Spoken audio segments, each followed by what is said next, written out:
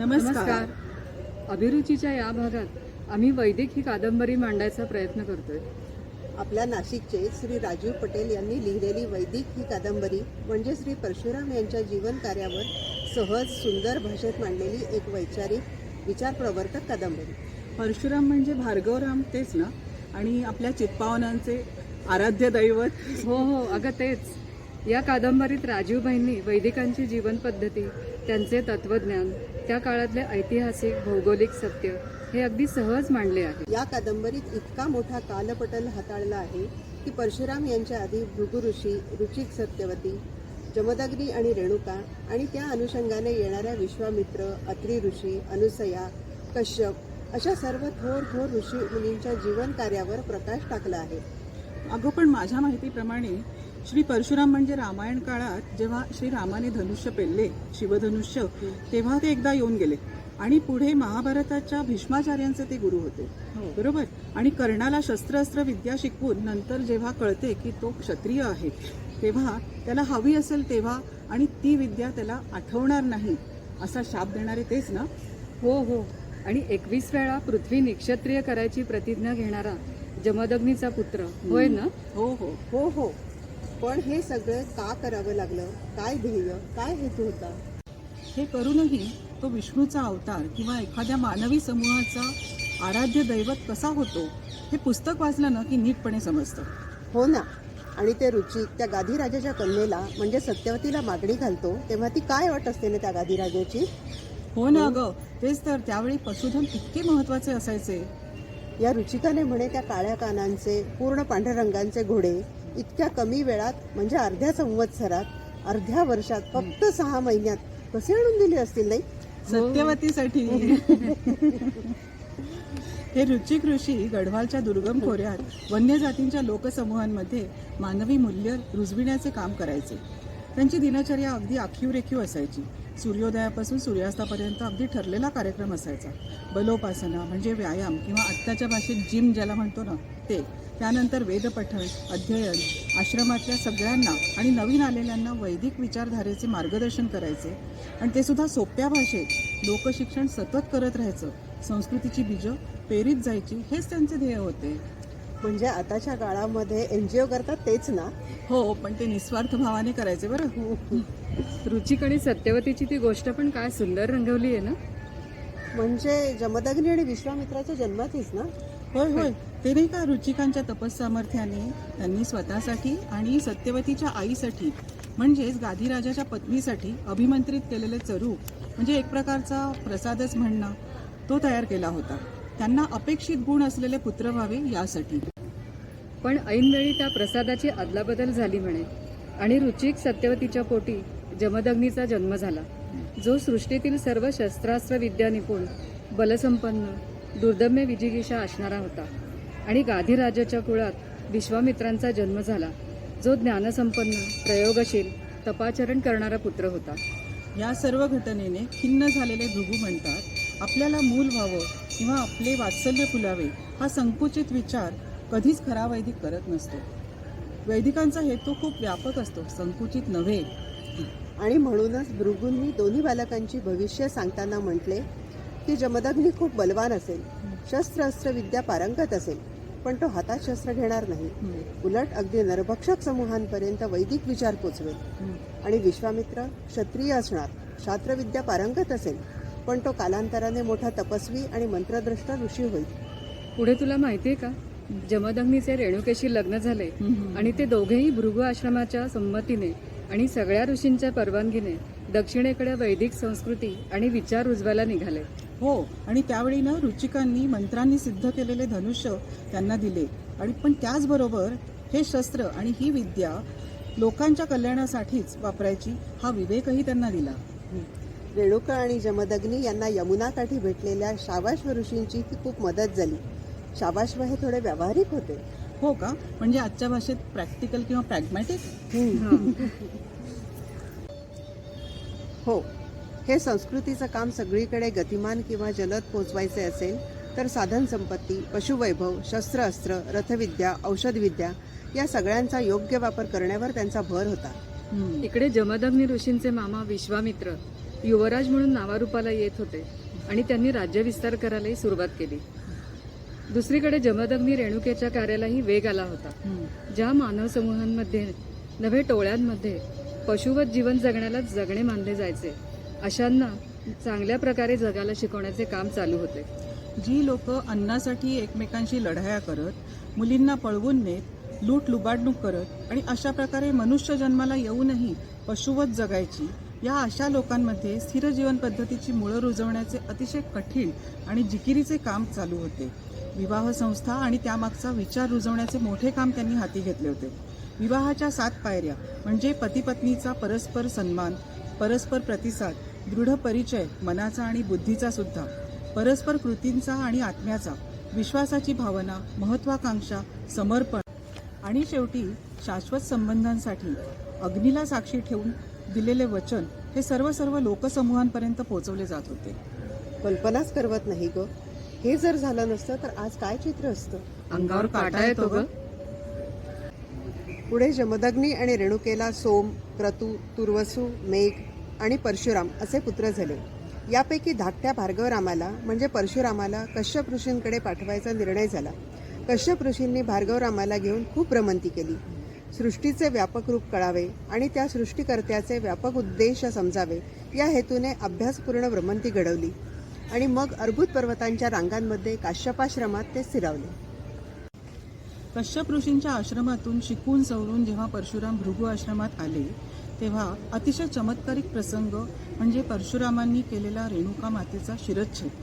पण त्याचा बुद्धिनिष्ठ असा अन्वय लेखकाने इतका सुंदर मांडला आहे की त्यामुळे तो प्रसंग अजिबात अंगावर येत नाही. अगं, मग त्यांनी म्हणे 21 वेळा पृथ्वी निक्षत्रिय केली अशी काहीतरी प्रतिज्ञा घेतली होती, ती काय कारणाने? होय, कारण त्या काळी क्षत्रिय राजे उन्मत्त झाले होते, ब्राह्मण पोटार्थी झाले होते, स्त्रिया सुरक्षित नव्हत्या, भीती दहशत होती सगळीकडे, संस्कृती गुदमरत होती. वेदमान्य विचारांचे व्यक्त स्वरूप म्हणजे संस्कृती, हो ना? हो, संस्कृतीची उत्तम व्यवस्था राखण्यासाठी वर्णव्यवस्था केली गेली होती. पूर्ण समाजाच्या घडीव बांधणीसाठी वर्णव्यवस्था होती, पण त्यात उच्चनीचता नव्हतीच. पण त्यातला एक जरी स्तंभ मातला तर समाज व्यवस्था ढासळते.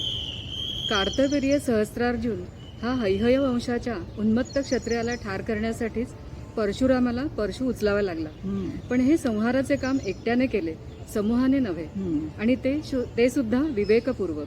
बरोबर. ब्राह्मण द्वेषाने चातुर्वर्ण्य व्यवस्थेचा घात झाला होता. क्षत्रियांची त्यागभावना उरली नाही, व्यावसायिक झाली होती. वैश्यांच्या श्रमप्रतिष्ठेची चेष्टा होऊ लागली होती. शूद्रांच्या कौशल्याचा व्यापार झाला होता. अशा प्रकारे पूर्ण समाजाची घडीच बिघडली होती. म्हणून भार्गवरामाला परशु उचलणे भाग पडले आणि अशा क्षत्रियांचा संपूर्ण निर्वंश करण्याची प्रतिज्ञा त्यांनी घेतली, कारण यज्ञसंस्थाच ढासळू लागली होती.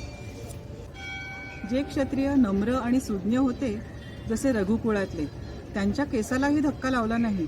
उलट जनकाशी तत्वसंवाद केला आणि रामांना पाहून तर समाधान पावलेत परशुराम. ह्या सगळ्या धकाधकीमुळे भार्गवरामाची झालेली घुसमट आणि अंतर्बाह्य झालेला दाह कमी होण्यासाठी त्यांनी काही सर्जनशील कार्य करावे या हेतूने जलाशय निर्मिती केली, गोपालन केले, कृषी वाढवली, प्रयोग केले, औषधी शास्त्र जोपासले, वाढवले, विद्यानिष्ठ समाज उभारणीचे काम केले आणि खऱ्या अर्थाने संस्कृती रुजवली. आता मिळाली का सगळ्या प्रश्नांची उत्तरं? पण तरी हे पुस्तक वाचा, म्हणजे लक्षात येईल की केवढे उपकार आहेत या सगळ्यांचे आपल्या समाज बांधणीत. हो ना. भृगू आश्रमात सुरू झालेले समाज बांधणीचे कार्य पुढे जमदग्नी रेणुकेने नर्मदा काठी वाढवले आणि परशुरामांनी कोकण परिसर समृद्ध करून या कार्याचा अगदी सुवर्ण कळस गाठलाय. म्हणूनच परशुराम आराध्य ठरले.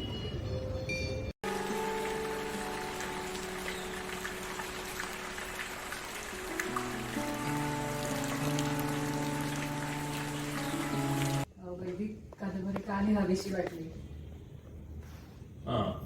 प्रथमतः तुम्हा सगळ्यांना नमस्कार. तसा मी काही लेखक नाही आणि मला लिहिण्याची फार आवड आहे अशातलाही काही भाग नाही. माझ्या प्रकृतीवरनं तुम्हाला दिसत असेल की हा लिहिणारा माणूस आहे असं नाही. एक जुनी गोष्ट आहे, मी बालपणापासून स्वाध्यायात होतो पांडुरंग शास्त्रीजी आठवले यांच्या कार्यामध्ये. तर साधारण 1986 ची गोष्ट असावी. धुळ्याला त्यांची सकाळच्या वेळेला नदी किनारी एक बैठक होती त्या हॉलमध्ये बोलत असताना त्यांनी परशुरामांचा उल्लेख केला बरं.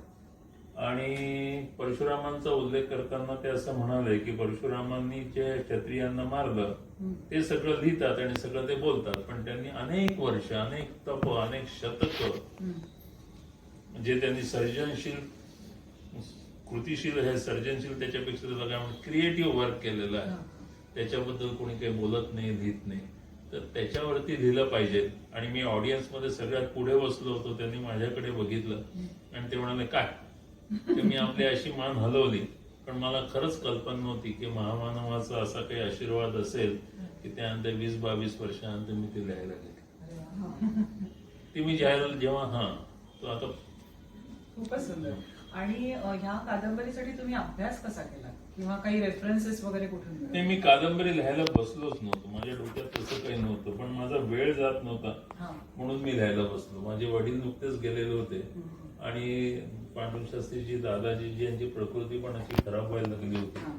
माझी कामं संपली होती, मुलीचं त्याच वर्षी लग्न झालं होतं, मुलगा शिकायला मुंबईला गेला होता. वेळ नव्हता जात म्हणून मी लिहायला बसलो. तर लिहिता लिहिता ती कादंबरी तयार झाली. त्यासाठी काही मी पुस्तकं घेऊन बसलो होतो असं नाही. अच्छा. लेखनाला वेळ आणि जेव्हा वेळ मिळेल तेव्हा बसायचं. पण मी अनेक वेळा रात्री लिहायचो आणि पहाटे उठून जायचो, अंधारात लिहायचो. शांतता असायची, मलाही मूड असायचा, मला लिहिण्यात आनंद मिळत होतो. तो लिहिण्यातला आनंद मी घेत होतो. ते तसं होतं ते.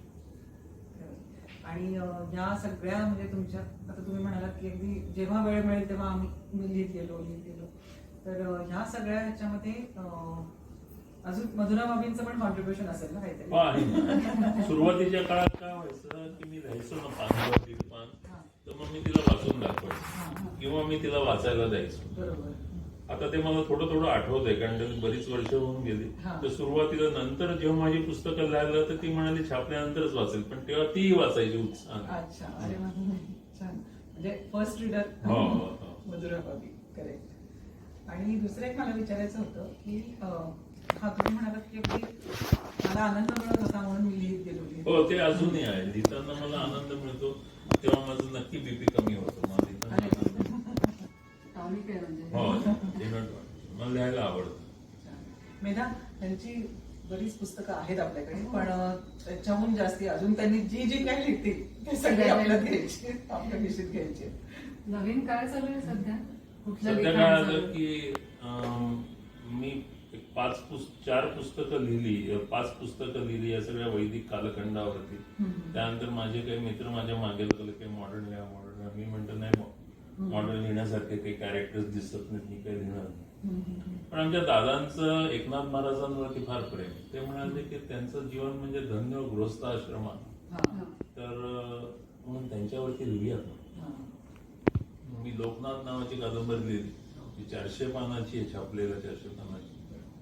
आता त्यानंतर आता हे काय म्हणतात आपलं लॉकडाऊनचा सगळा पिरियड आला, त्याच्या आधीच मी लिहित होतो. मी कुमार भट्ट आणि शंकराचार्यांवरती लिहिलं.